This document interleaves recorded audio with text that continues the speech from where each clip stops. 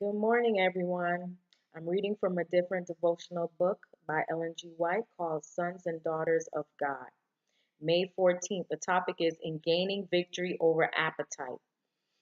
And when the tempter came to him, he said, If you are the Son of God, command that these stones be made bread. But he answered and said, It is written, Man shall not live by bread alone, but by every word that proceeds out of the mouth of God. Matthew 4, verse 3 and 4.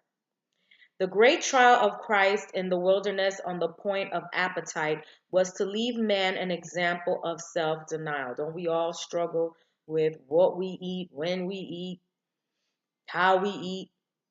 This long fast was to convict men of the sinfulness of things in which professed Christians indulge.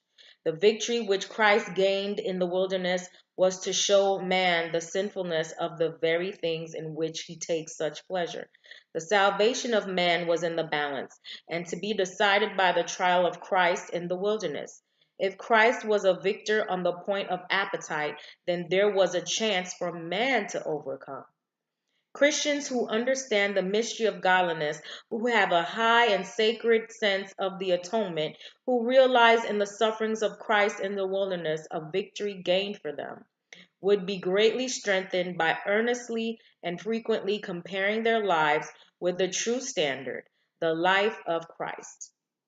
The amusements which lead to levity and forgetfulness of God can find no sanction in the example of Christ, the world's Redeemer.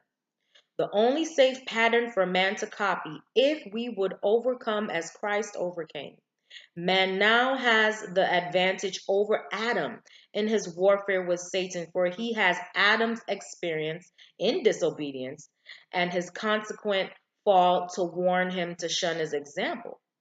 Man also has Christ's example in overcoming appetite and the manifold temptations of Satan, and in vanquishing the mighty enemy upon every point and coming off victor in every contest. The habits of eating and drinking are the most difficult to overcome because Satan binds you securely to his chariot car. All who give themselves to the service of Christ will follow the example of Christ and will be perfect overcomers. Have a great day today. You are a son and daughter of God.